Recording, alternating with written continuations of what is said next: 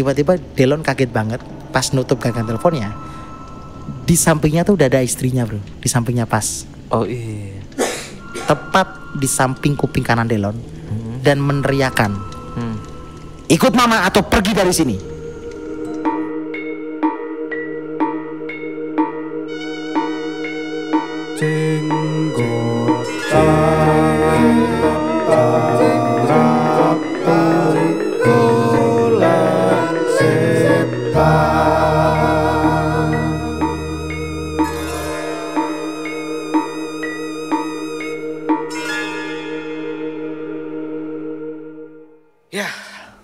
Terima kasih teman-teman, sobat-sobat jenggotan The Jenggoters mania. Kita masih berlanjut ya, masih tetap berjengkeran yang tidak pernah bermutu dan juga golek setan. Iya, nggak tahu setannya ada apa enggak, tapi yang jelas kita cerita aja. Oke, kali ini kira-kira masih di benang merah yang sama ya. Rumah angker. Itu kira-kira ceritanya kali ini di mana, bro? Ceritanya di Bogor. Wah, Bojonegoro. Bukan. Oh, bukan. Ceritanya di Bogor. Nah, cerita ini saya dapatkan dari kawan saya. Wah. Yang kebetulan saat ini dia menjadi salah satu pemuka agama di sana. Wow. Ustadz ini bukan? Oh bukan, dia nggak muslim dia. Oh, non-muslim. Nah, diceritakan ada sebuah keluarga bro yang tinggal di sebuah kota, kita sebut aja daerah Bogor gitu ya. Aku nggak tahu Bogornya Bogor mana. Nah, keluarga itu tuh keluarga kecil bro, yang dimana anggota keluarganya itu terdiri dari Pak Kusuma, Ibu Anita istrinya, dan juga Delon. Anak laki-lakinya yang masih kecil banget. Nah, kebetulan Pak Kusuma dan Bu Anita ini menikah itu pada saat usia mereka tuh masih sangat amat muda. Dan di tahun pertama pernikahan mereka itu dikaruniai anak laki-laki yang bernama Delon. Nah, keluarga itu tinggal di sebuah rumah. Rumahnya bagus bro, dan itu lumayan gede lah rumahnya, lumayan gede. Keluarga Pak Kusuma ini, for your information, adalah keluarga yang sangat amat harmonis. Antar anggota keluarga saling menyayangi, dan juga finansialnya Pak Kusuma ini sangat kuat. Pokoknya family goal banget lah begitu kira-kira ya. Dan for your information juga, Pak Kusuma ini adalah seorang pengusaha yang bergerak di bidang furniture. Jadi rumahnya itu wajar lah kalau rumahnya itu identik sama kayu-kayuan gitu ya. Iya. Ya kan? Interiornya istilahnya. Nah, Pak Kusuma ini itu adalah seorang pengusaha yang sangat amat kaya. Hampir tiap hari bro ya, itu dia bolak-balik keluar kota begitulah. Keluar kota. Walaupun begitu, Pak Kusuma selalu menyempatkan dirinya untuk family time bareng keluarganya. Itulah yang membuat keluarga Pak Kusuma itu sangat amat harmonis. Pak Kusuma bahagia, Ibu Anita bahagia, apalagi si Delonnya anaknya masih kecil. Kok nggak nyalek ya dia? Nggak tahu. Nggak tahu. Ya. Nah, suatu hari bro, ketika Pak Kusuma melakukan perjalanan keluar kota, Pak Kusuma mengalami kecelakaan. Dan meninggal di tempat. Pak Kusuma meninggal. Dan tentunya hal tersebut membuat Ibu Anita mengalami pukulan yang sangat luar biasa. Ibu Anita terpukul, psikologinya terguncang, ya. Sampai Ibu Anita itu mengalami sedikit gangguan jiwa begitulah kira-kira. Karena mentalnya. Ya betul. Karena perlu diingat sekali lagi, Ibu Anita tuh masih muda ya. Mungkin pada waktu itu kalau usianya kita bayangkan ya, mungkin belum genap 20 bro. Muda banget ya. Sangat muda. Wah. Ya. Berarti kalau usia segitu paling ditinggal suami ya mentalnya hancur dong pasti dong. Hancur. Ya. Iya. Beda sama Delon. Oh iya. Bukan karena Delon itu mentalnya kuat, enggak. Karena Delon itu kan masih kecil. Belum tahu apa-apa ya. Dia nggak tahu apa-apa. Dia tuh paling usia masih 2 tahunan kali ya. di cerita ini usianya 4 ke 5. Berarti menikahnya di usia 15 tahun itu ya. Iya. Gila, Mudah sekali ya. mudah sekali dia. 5 tahun gitu kan. Nah, beda sama si Delon ini, dia tidak mengalami gangguan psikologi karena memang nggak tahu apa-apa. Si Delon itu taunya, ini papaku kok nggak pulang-pulang ya. Oh, iya. Semenjak saudara-saudara itu datang ke rumah. Yang which is saudara-saudara datang ke rumah itu karena ya upacara pemakaman. Oh iya iya. Ya Delon nggak tahu apa lah.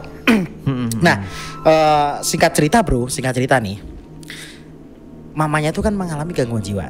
Sedangkan di rumah itu nggak ada siapa-siapa selain 2 orang itu, Ibu Anita sama Delon. Mereka tidak punya asisten rumah tangga sama sekali ya. Oh, nggak ada ya. iya iya. Jangan dibayangin mereka nggak punya.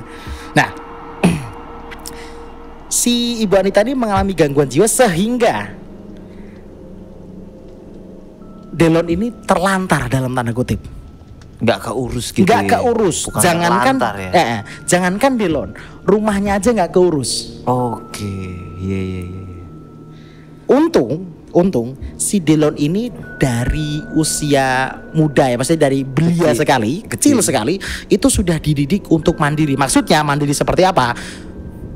Ngambil makan sendiri. Oke. Bukan masak ya, ngambil makan sendiri. Terus ke kamar mandi sendiri. Tidur sendiri. Dan berangkat sekolah sendiri karena memang jarak antara rumah dan sekolahnya itu dekat.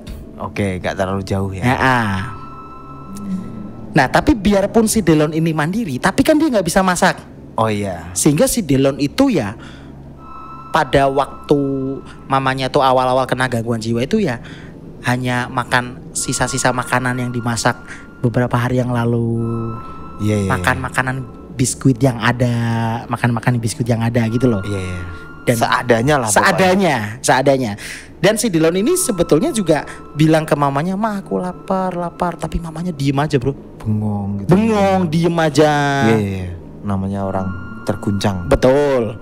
Nah, si Delon ini kan dia kan sekolah, ya kan. Sekolahnya kan nggak jauh lah dari rumahnya. Nah itu si Delon bisa pakai pakaian sendiri, tapi pakaiannya tuh kayak kotor banget, maksudnya nggak pernah dicuci, nggak disetrikain gitu kan. Ibarat kata sama mama dicuci pun nggak terlalu bersih mungkin kali ya. Atau malah nggak dicuci. Nggak dicuci sama sekali. Gila. Oke. Ya kan? Emang. Iya. Nggak dicuci sama sekali. Nah, gurunya di sekolah tuh kok ini pakaiannya si Delon kok itu ya kayak nggak terawat ya, nggak kayak biasanya ya. Terus ditanya si Delon sama gurunya. Ditanya, pokoknya si Delon tuh jawabnya cuman nggak tahu, mama cuman diem gini gitu kan. Terus gurunya oh mungkin psikologi mamanya itu kali ya, lagi terguncang banget pasca meninggalnya suaminya Pak Kusuma itu. Terus akhirnya gurunya cowok apa cewek? Cewek. Terus gurunya itu memutuskan untuk tak diskusi dulu lah sama guru yang lain.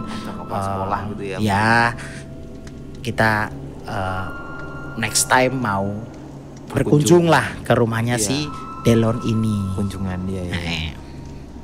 Oke. Nah, pada saat gurunya si Delon ini merasa kasihan sama Delon, ya kan? Besoknya Iya. Si Delon itu kan mau sekolah kan itu ya pasti mandi dulu ya kan. Pasti pakai pakaian dulu. Nah, aku ceritain pada saat Delon bangun tidur ya. Delon bangun tidur itu, ya kan? Itu pada saat Delon lagi tertidur, tiba-tiba Delon itu ngerasain kayak rambutnya tuh dibelai. Oke. Nah, bangun gitu. Bangun kan. Yang bangunin mamanya. Oke. Mamanya tuh wajahnya tuh kembali berseri gitu loh. Kembali cantik, pokoknya kembali kayak dulu lagi lah. Kayak biasanya. Normal gitu kan. Bangun gitu kan. Terus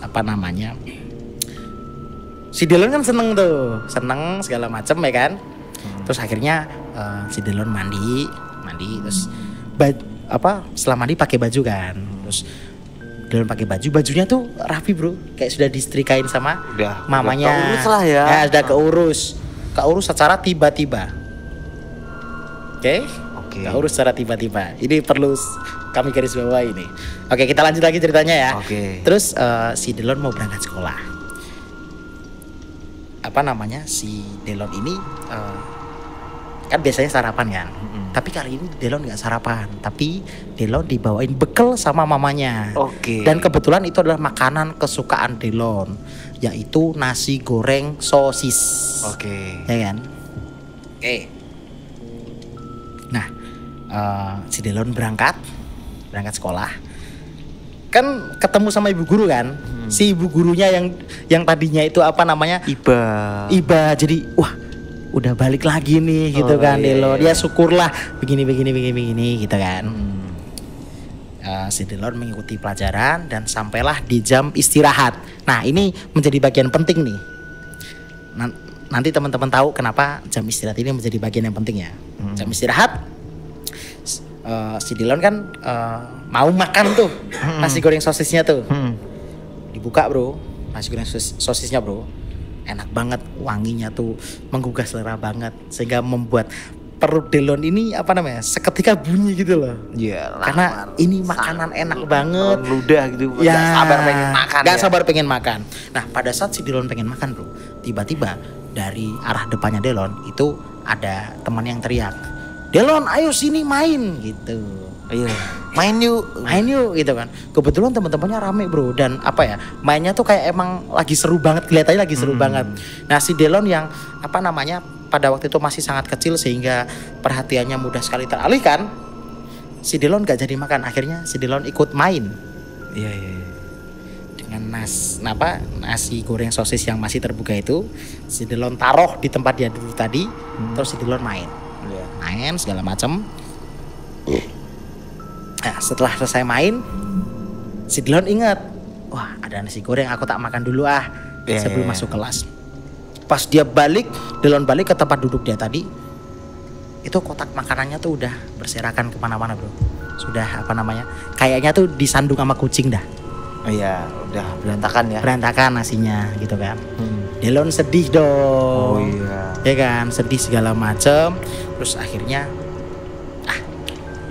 santai, mungkin di rumah ada nasi goreng lagi gitu kan. Kan mamanya sudah mau masakin lagi nih.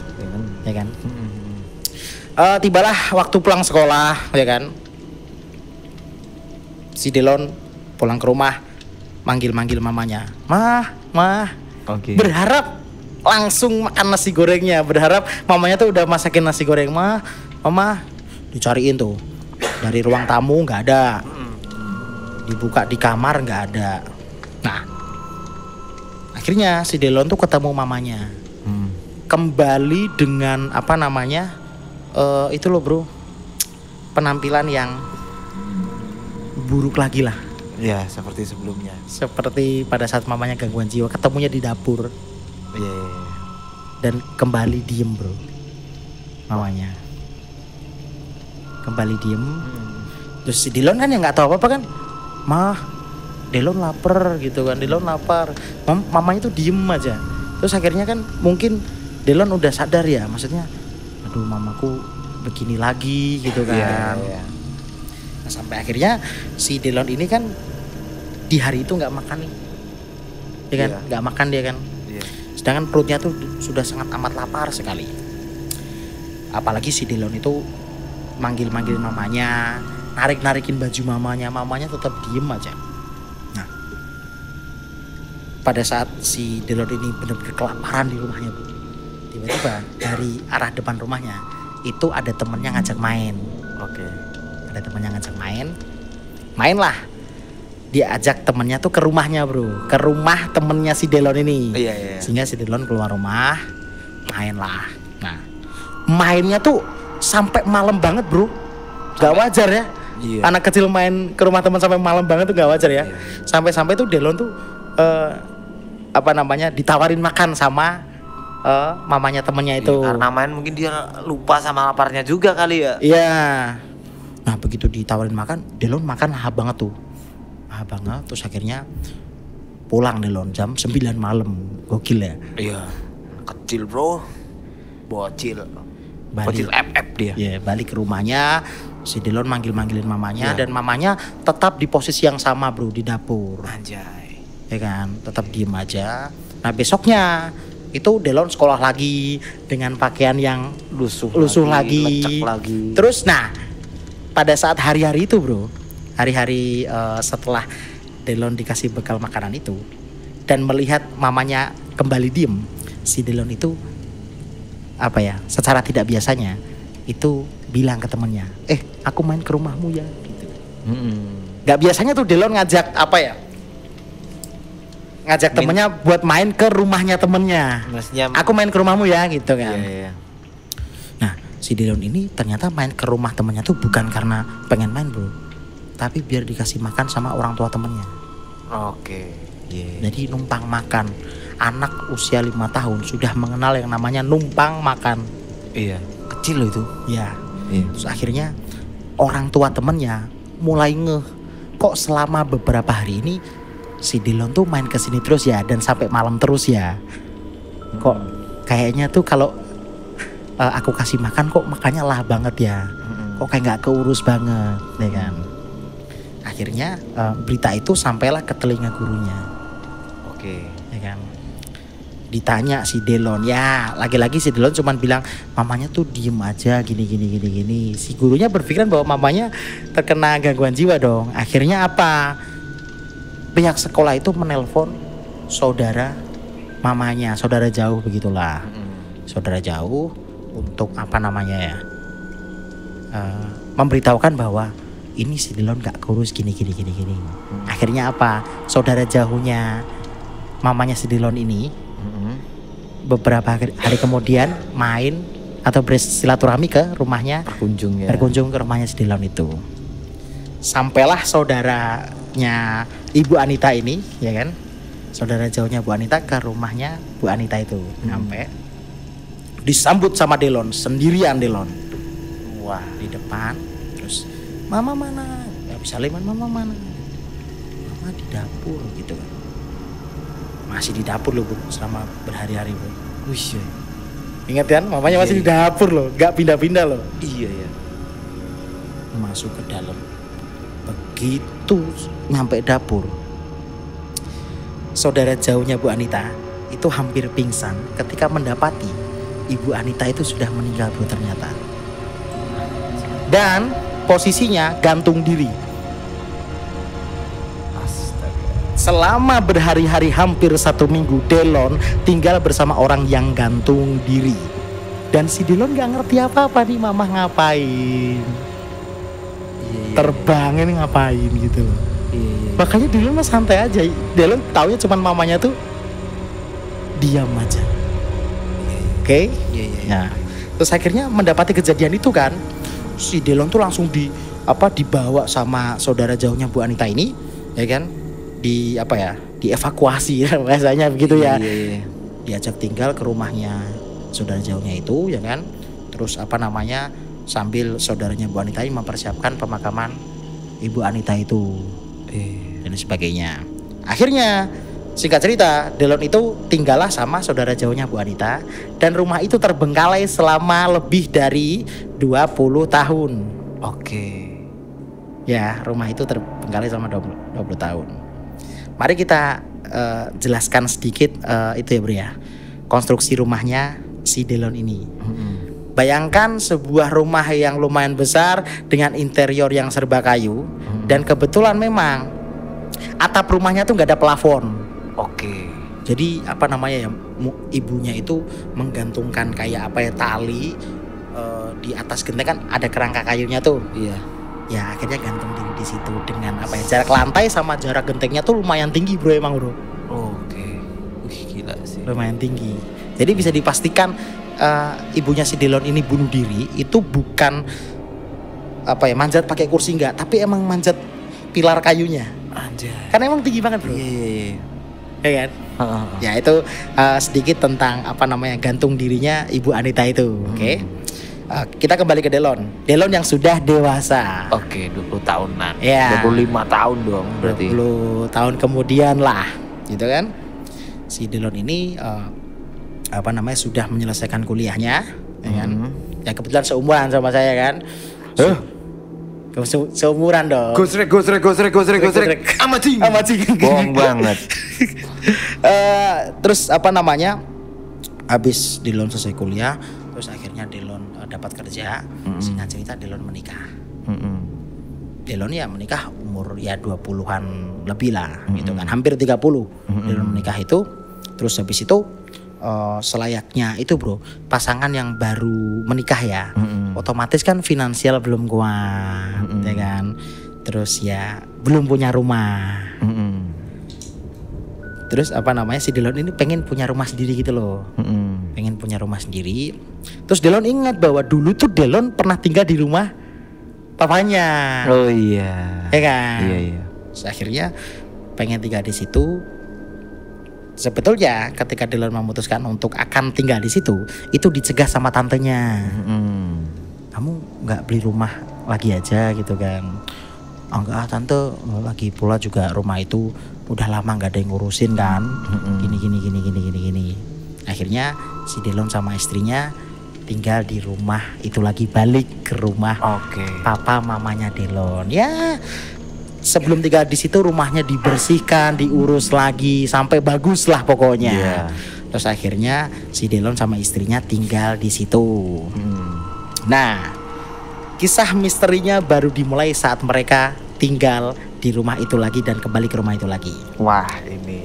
Gangguannya itu ya bro ya, selalu dialami oleh istrinya Delon. Bukan Delon ya? Bukan. Wah, ini.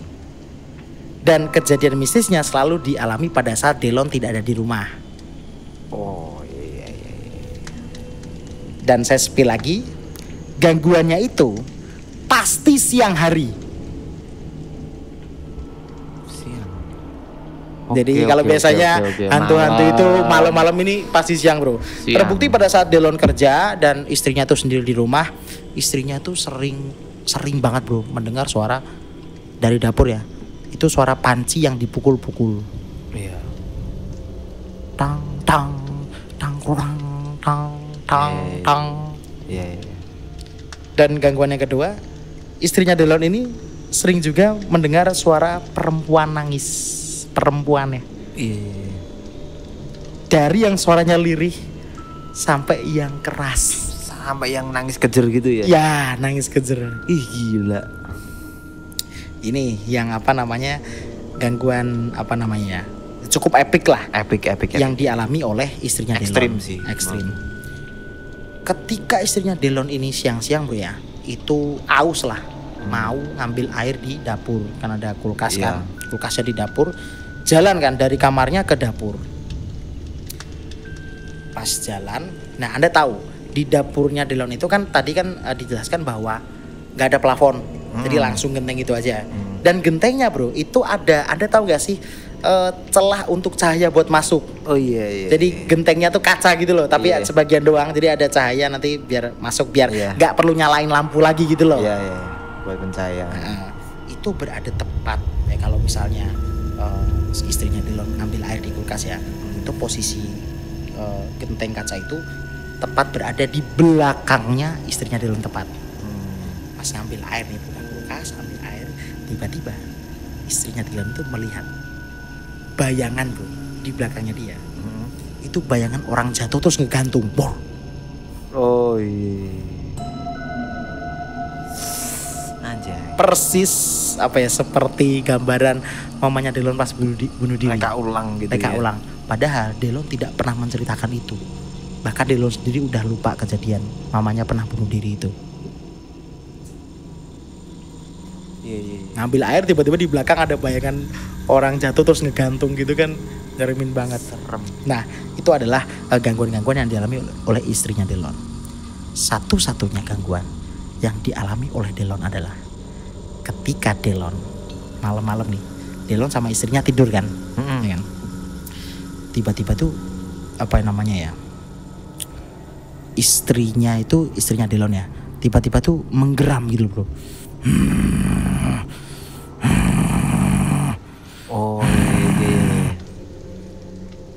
bangun dong, Delon Iya, bangun iya, dong. iya. Dikira istrinya sakit, dibangunin itu. Mama kamu kenapa? Kamu kenapa gitu kan? Istrinya tetap gerem tuh. Terus Delon bergegas ke samping kasurnya ya kan, untuk ngambil telepon, untuk nelpon dokter atau telepon rumah sakit ya. Iya, iya. Begitu telepon rumah sakit ya kan, dokternya suruh ke rumah karena istrinya nggak tahu kena penyakit apa. Terus ya baik dok, terima kasih dok, terima kasih. Gagang teleponnya ditutup. Tiba-tiba Delon kaget banget pas nutup gagang teleponnya. Di sampingnya tuh udah ada istrinya bro, di sampingnya pas. Oh iya. Tepat di samping kuping kanan Delon. Dan meneriakan, ikut mama atau pergi dari sini. Ikut mama atau pergi dari sini. Pergilah. Nah, aku nggak tahu kelanjutan ceritanya kayak gimana. Pokoknya setelah kejadian itu si tantenya Delon itu datang ke rumah itu, terus menyarankan lah kalau rumah itu tuh kudu diruat boso Jawa nih lah. Iya, iya. Dipanggilin pemuka agama untuk didoa-doain begitulah kira-kira. Oh, iya. Datanglah pemuka agama ke situ, terus didoa-doain, pokoknya dibersihin lah. Dan ternyata penyebab dari keangkeran rumah itu adalah rumah itu tuh ternyata masih dihuni sama roh jahat gitu bahasanya. Oh. Roh seorang wanita tua jahat yang dimana keberadaan Delon dan istrinya itu tidak disukai oleh makhluk itu. Dan makhluk itu adalah orang yang pernah bunuh diri di situ. Berarti mamanya dong. Tantenya kan ngeh kan. Iya. Mamanya si Delon ini gitu kan. Iya. Terus akhirnya tantenya si Delon ini bicara sama Delon. Akhirnya membuka sesuatu yang si Delon selama ini belum tahu. Atau mungkin nggak inget kejadian itu. Ya, Delon pun sudah lupa sebetulnya. Iya. Si Delon diceritakan kembali kejadian pas Delon masih kecil ya kan. Iya. Terus ya si Delon ya aja. Ya karena gak punya kedekatan emosional gitu sama kedua orang tuanya kan. Iya. Terus akhirnya tantenya si Delon itu mengeluarkan sepucuk surat dari tasnya. Oke. Dikasihkan ke Delon. Delon baca. Pada saat Delon baca, air mata Delon menetes. Saya nggak ngerti isi suratnya apa. Cuman yang jelas isi suratnya adalah surat itu ditujukan ibunya Delon, ditulis oleh ibunya Delon ya. Surat itu ditulis oleh ibunya Delon, ditujukan ke tantenya. Oh. Dengan isi surat, ibunya Delon itu pamit. Oh. Iya. Karena mau bunuh diri kan. Iya. Dan tidak hanya pamit, ibunya Delon juga mempamitkan Delon. Mari kita kembali ke scene di mana Delon pada saat kecil, pada saat dia istirahat. Aku ingat nasi goreng sosis. Ya, nasi goreng sosisnya diduga itu sudah dimasukin racun sama mamanya. Jadi mamanya itu ngajak si Delon untuk mati juga sehingga mereka bisa sama-sama di alam baka, begitulah harapannya. Tapi gagal. Tapi gagal karena si Delon diajak main. Iya. Makanya pada saat istrinya Delon kesurupan, mungkin mamanya tuh marah banget ya. Iya. Ikut mama atau keluar dari sini. Keluarlah. Dan akhirnya bro ya, si Delon ini memutuskan untuk mengungsikan istrinya itu ke rumah tantenya, dan rumah itu tetap ditempati oleh Delon selama beberapa hari. Dan kembali bro, walaupun sudah didoa-doain sama pemuka agama, rumah itu tetap angker bagi Delon ya, karena Delon sering mengalami gangguan-gangguan itu. Ya Delon merasa terpukul lah kalau rumah ini tuh ternyata diganggu oleh roh jahat yang menjelma jadi mamanya gitu loh. Iya. Yang merasa sedih aja. Iya. Ini padahal rumah ini tuh sudah didoa-doain tapi kok tetap aja angker. Akhirnya si Delon ini bicaralah sama pihak gereja, pemuka agamanya di agamanya Delon ya. Kalau Delon itu akan apa ya menghibahkan rumahnya untuk dijadikan gereja. Karena kebetulan bro, rumahnya si Delon ini apa namanya ya? Secara konstruksi itu gereja banget. Oh. Ingat iya. tadi nggak ada plafonnya, Iya. langsung gentengan. Dan sekarang gereja itu masih berdiri dan si Delon menjadi pemuka agamanya. Itulah kenapa di awal tadi saya menceritakan bahwa cerita ini saya dapat dari salah satu pemuka agama ya Delon itu. Iya. Pak Delon, keren. Dan itu Serem tadi sih, Pak. ah. Saya ikut prihatin. Dan itu tadi cerita yang dialami oleh Pak Delon kita sebutnya ya. Iya. Pak Delon yang sekarang alhamdulillah maksudnya gereja itu sudah apa ya terhindar dari hal-hal keangkeran itu karena sudah dipakai untuk beribadah, mungkin auranya menjadi lebih positif dan roh jahat tidak mau ke sana lagi. Tapi dia nggak punya perusahaan mobil. Wah, kenapa? Kenapa kok perusahaan mobil? Delon Mas kan? Waduh bukan. Oh, dong, bukan. Bukan. Maaf. Saya kira pada saat saya kenalan sama Delon untuk pertama kali, saya kira dia pernah juara 1 lomba nyanyi. Oke. Ternyata nggak pernah. Nggak pernah. Oke, terima kasih Pak Delon. Mantap sekali ceritanya. Sampai ketemu di Jegotan episode selanjutnya. Oke.